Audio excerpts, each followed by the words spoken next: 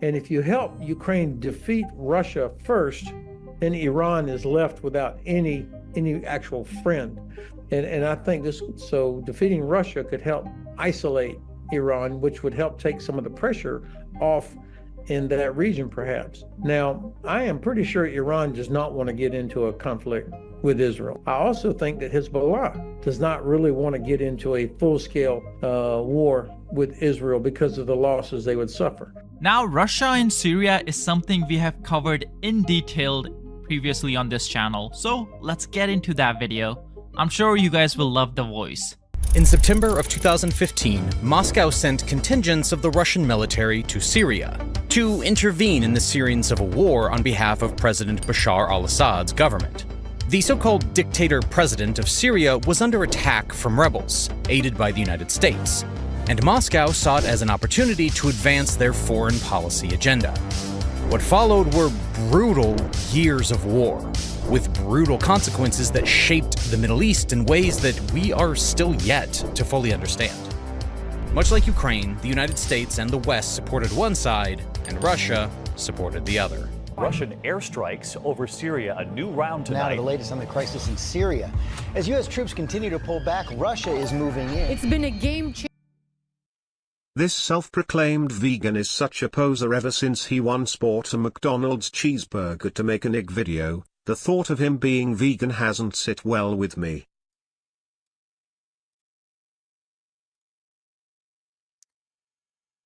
Somebody already linked me this. Yeah, I seriously doubt this guy's actually vegan. This guy just seems like a clout-chasing, plant-based poser.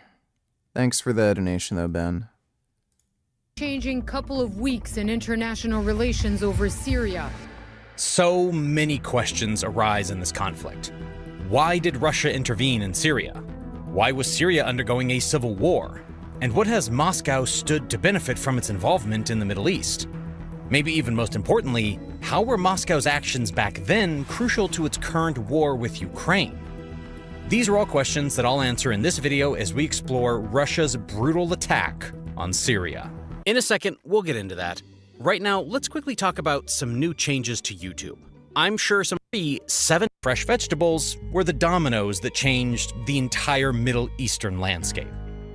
You see, on December 17th, 2010, a young Tunisian boy named Mohamed Bouazizi, who sold vegetables from a barrel, set himself afire to protest against police harassment. At that time, there was unrest in Tunisia, and in the absence of a good judicial system, general police harassment had escalated, as it often does. Although Mohammed met his death on January 4th, less than a month later, his actions echoed. The conviction and the pain that so many felt but had never been able to verbalize was carried through his actions, and that sparked the embers of a revolt across Tunisia. The riots and protests that were started in his name grew so explosively that in just under 2 weeks, Tunisia's authoritarian president, Zine El Abidine Ben Ali, had fled the nation. He abdicated to Saudi Arabia, abandoning a 23-year-old reign over the nation.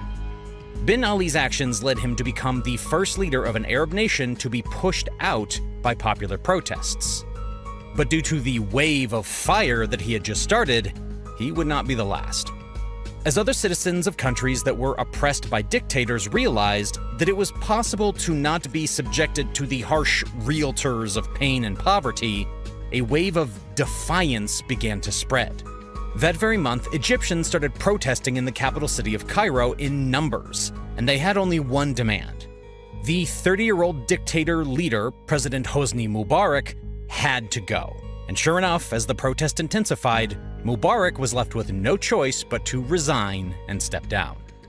This was barely 2 weeks since his citizens had taken to the street. Egypt's dictatorial collapse empowered the movement that then spilled over to Bahrain and Libya. In these two countries, particularly Libya, things took a very violent and dark twist, and the riots turned into a full civil war. While we're still on the subject, Libya's case was as well, for lack of a better word, interesting. I can make a whole video on the collapse of Gaddafi's Libya and American involvement in the matter. Just let me know in the comment section below if that's something that you'd be interested, and I will deliver. But moving on, Libya's saga also ended with the death of Gaddafi on October 20th, 2011. The rebels had won and defeated the national troops and president. This marked an unprecedented move that showed that with enough support, in direct conflict, a government could lose a war to rebel groups. This is where our story takes us to Syria. Syria, much like many Middle Eastern nations, was in the same position. President Bashar al-Assad had been the nation's ruler since 2000. What made his case even more tragic is that he had succeeded his father, Hafez al-Assad, who himself had ruled Syria since 1971. It was a family dynasty of sorts, and unfortunately, it was not a well-liked one. Bashar al-Assad had largely continued his father's authoritarian methods, and in certain ways, he was worse. This is why when the flames of change began burning through the Middle East, Bashar al-Assad knew his head was on the chopping block. It was inevitable. You could also argue that the Arab Spring came at a time when Syria was already struggling. Between 2006 and 2010, Syria experienced the worst drought in the country's modern history. Hundreds of thousands of farming families were reduced to poverty, causing a mass migration of rural people into urban shantytowns. The hunger and struggle that the masses were experiencing made the whole situation that much more unbearable, to the point where discontent was all but inevitable. What set off the flames in his country was when about 12 teenagers tagged the wall of their school in southern Syria with the words, "Your turn, doctor," referring to President Bashar al-Assad, a trained ophthalmologist. They were insinuating that after Tunisia, Egypt, Libya, and others, it was his turn to step down. Perhaps it was the fact that the tensions were already high and everyone was on edge, that the soldiers in the region took it as an act of complete defiance, and so they decided to retaliate, harshly. Those teenagers were tortured, and that was the act that turned what had been up until then peaceful protests into militant ones. Syria's protests on the back of their tortured youths overnight turned into a civil war. Given what I mentioned regarding the drought, it is perhaps not surprising that it was in the impoverished, drought-stricken rural province of Daraa in southern Syria that the first major protests occurred in March of 2011. A starving population is a dangerous population. Every leader knows that. And if Assad didn't, well, he quickly found out. What began as a peaceful uprising against the president in Syria nearly 10 years ago turned into a full-scale civil war. The conflict in Syria continues to claim lives. More than 100,000 people have died, and the brutal math does not stop there. 1,000 bloody days since the Syrian civil war first began. The UN estimates over 100,000 have been killed. By the end of 2011, Syria was undergoing not just a general civil war, but a painfully organized one. Sego donate tellers, hey Richard, Destiny Reddit is blowing up about you, apparently saying you can be vegan, eat wild boar, or carnivore animals. That's great. I've been vegan for 3 years, trying to expand my moral worldview. What's your actual thoughts? Think they're a straw man. If killing certain animals, like carnivorous animals, reduces rights violations, then I don't see an issue with killing carnivorous animals. Somebody asked me if it would be unethical or ethical to eat wild boar since they're an invasive species and they kill animals, and I said that it may be ethical to hunt and kill wild boar and eat them, assuming there's no issues with zoonotic disease transmission and assuming it would reduce rights violations. Thanks for the donation, Sego. Various rebel militias had popped up and were fighting the government troops in an organized fashion all over Syria. One of the key forces of the resistance was the Free Syrian Army. This was a rebel militia that was made up of defectors from the Syrian army.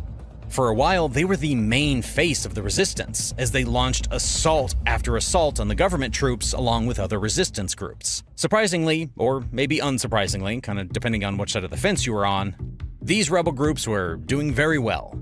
They pushed the government forces back to the point where they were forced to withdraw from key positions, thereby allowing the rebels to gain territory in key areas. The rebels If Russia escalates and attacks Israel, who would have started World War III, Russia or Israel? Russia. Thanks for the donation, World War III. Even launched an offensive on Aleppo, Syria's largest city, allowing them to have a significant foothold in the eastern part of the city. The Syrian civil war continued in this fashion into 2013. But this is when both sides started to strain under the pressures of war. On one hand, the rebel militias were severely undersupplied, and with no access to weapons and funding, they were starting to lose a hold on the sectors they had previously won. On the other hand, the government forces were suffering from massive defections. The hardest people to fight against are your own people, especially when they are making good points, and this logic is what resulted in a lot of soldiers deserting the army to join the opposition, and this weakened Syria's forces. This scenario, where the two sides were almost desperate for a boost, allowed those in the international community, who up until that point had been all talk, to take part. This is where Russia and the rest come in. Just give it a second. You see, nations like Turkey, Saudi Arabia, and Qatar were very anti-Assad, and the idea of his dictatorship flourishing in the Middle East wasn't in their best interests. In this regard, they started to fund and arm rebel troops in the hope that the rebels would emerge as the victors of the Syrian war. The scenario. Strongest reasons to vote for Kamala over Trump? She's not a retard, she's not an insurrectionist, she's not a fascist, she's smarter, more competent. Thanks for the donation, Gohan. The scenario was made even worse when the Syrian government was suspected of having used chemical weapon attacks in the suburbs of Damascus, an attack that killed hundreds of citizens. The Syrian opposition accused pro-Assad forces of having carried out the attacks, while the Assad regime vehemently denied them. Regardless of that, it allowed many nations to band together against Syria. The United States was at the top of that list. Up until then, the US had been a very vocal critic of Assad's government, and suddenly also had an opportunity to intervene. The US started a program where they would train and equip a few rebel groups, enabling them to be more of a threat to government troops. With them receiving proper funding from Turkey, Saudi Arabia, and Qatar, while also receiving military training from the US, Syria's civil war started to look in favor of the rebels. Bashar was on the ropes, and with things turning dark for him, he started to look for friends too. This friend came in the form of Russia. Russia and Syria had long since shared ties since the days of the Soviet Union. In those times, the Soviet Union was supplying Syria with aid and arms in a bid to increase its influence in the Middle East. However, when the Soviet Union fell, so too did its influence in Syria. When Putin became president of Russia in 2000, it was the same year that Bashar al-Assad took over from his father as well. As Vladimir Putin began his ambitious expansion of Russian military and Russian influence, the relationship between Russia and Syria started getting rekindled. So, in 2015, when Putin received a formal request from Bashar to assist, Retard donated $2 in all its glory. Here's one. A massive statue of former President Donald Trump, not in his standard suit and tie, but instead his birthday suit. Just when you think you've covered about every story there is out there, this one pops up. This thing is big. It's right in downtown Phoenix. Take a picture of it. All day. Statue of Donald Trump naked. And yes, there is a bottom half. And yes, it shows everything. Tall, suspended from a crane in an empty lot. Theirs, a person at the lot would only say it's just being stored there. But here's what we found out. The statue was apparently in Las Vegas a few days ago. Is it a political statement or I don't know what it is. No. But hey, Vegas, anything will happen in Vegas. According to multiple media outlets, it's an art installation from an anonymous artist called Crooked and Obscene. Someone claiming to be the artist told a Las Vegas TV station it weighs 6,000 pounds and is made out of foam. At the time, the Nevada GOP called it deplorable and offensive. The Arizona Republican Party did not respond to a request for comment. We don't know if it's here. Yeah, the Republicans really don't like that. Thanks for the donation, retard. it was a perfect opportunity. Russia saw that by getting involved, they could benefit in two ways. On one hand, they could benefit from having Syria's government indebted to them. This would allow for an upper hand in various dealings, as we will soon see in a couple of minutes. On the other hand, the conflict provided Russia with a platform to be able to test out the capabilities of its newly expanded military. The fact that the US was training the enemies of Russia was an even better advantage because Russia could compare its capabilities to its biggest rival and learn from them. In short, Syria became a proxy war for Russia, Iran, the United States, and several other countries.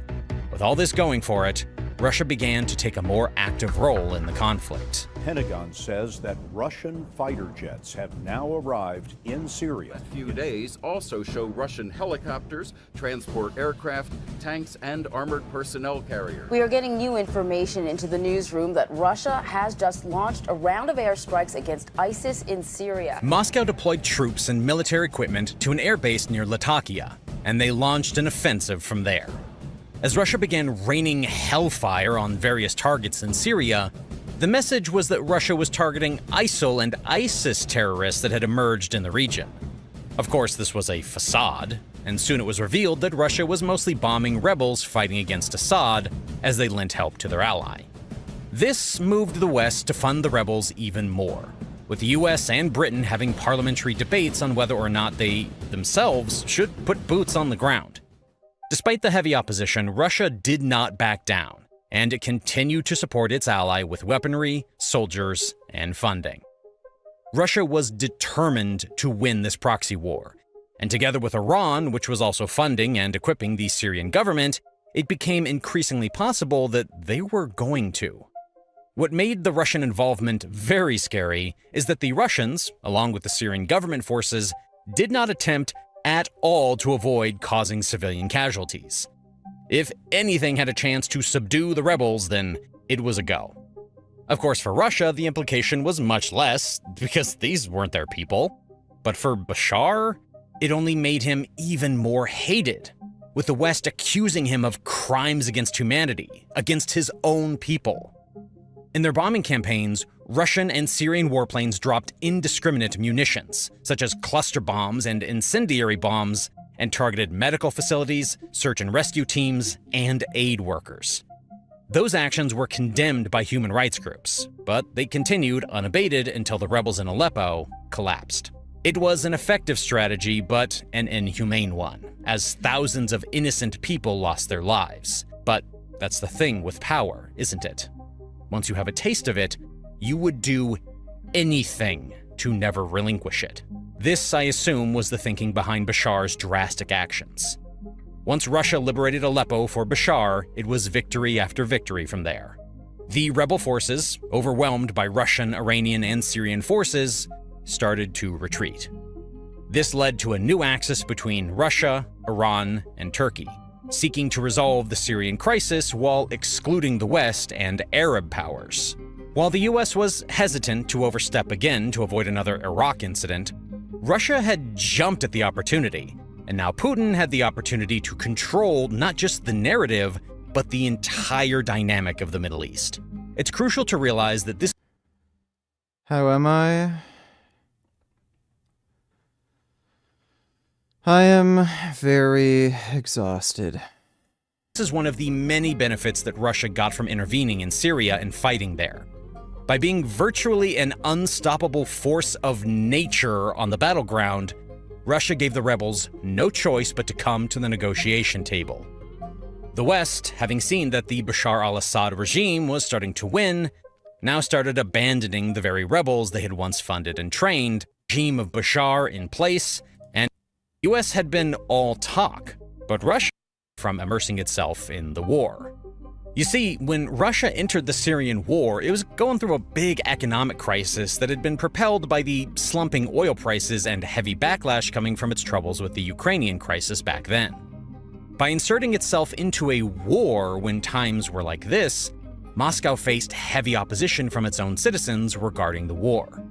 This was something that Moscow quickly proved wrong, as in the years they were in the Syrian conflict, Russia's defense budget dropped from 5.5% of its GDP, which equated to $79 billion in 2016, to 3.7%, which equated to $61.4 billion in 2018. This then alleviated the fears of overspending on the military, allowing Russia to invest in the war with little opposition on the domestic front. An added benefit of Russia's involvement in Syria is that the government got an opportunity to test and promote Russian weaponry on a large scale. This would then create a space to improve Russia's own munitions industry in Russia, particularly the Wagner Group associated with the Personal Fund. Timchenko acquired the naval base in the Syrian port city of Tartus. It has been building up its naval presence near Syria in an effort to keep Western allies out of Syria's bloody civil war. It allows the Russian Navy to avoid dispatching ships to naval installations in the Black Sea for maintenance. It has a solid military foot in the region. Top backers in its current war with Ukraine. Since mid-2022, Iran has become Russia's top military backer. Iran's decision to aid Russia in the war on Ukraine reflected the expanding strategic alliance with Moscow, one that can go on and on given how both countries have similar military objectives. Since August, Iran has provided Russia with hundreds of drones, including the Shahed-136 suicide drone and the Mahajir-6 reconnaissance and strike drone. Iran has also shipped artillery and tank rounds, as well as including some 300,000 artillery shells and longer. Iran has long sought to modernize its military, and on the back of its partnership with Russia, it's finally doing so. Attack helicopters, radar, and combat trainer aircraft worth billions of dollars, part of the behavior that started long ago. What will come out of this partnership? Okay.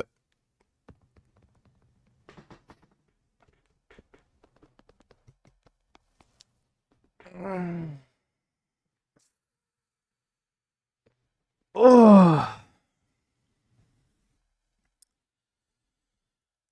I am extraordinarily exhausted from dieting and training and whatnot. And on top of that, I'm going to have to go out tomorrow. I'm going to meet up with a guy who's going to help me film on Saturday. Got to pick up the shirts that I ordered for the protest. So I'm going to have to end the stream early tonight. But tomorrow will also probably be a shorter stream because I'm going to have to go out Saturday and I'm going to have to leave pretty early too. But Saturday night, or at the very least Sunday, probably normal length streams by then, because that'll be out of the way. But I'm gonna go nighty-night now. But big thanks to everybody who donated on Streamlabs, really appreciate it. See you all tomorrow night, and sweet dreams.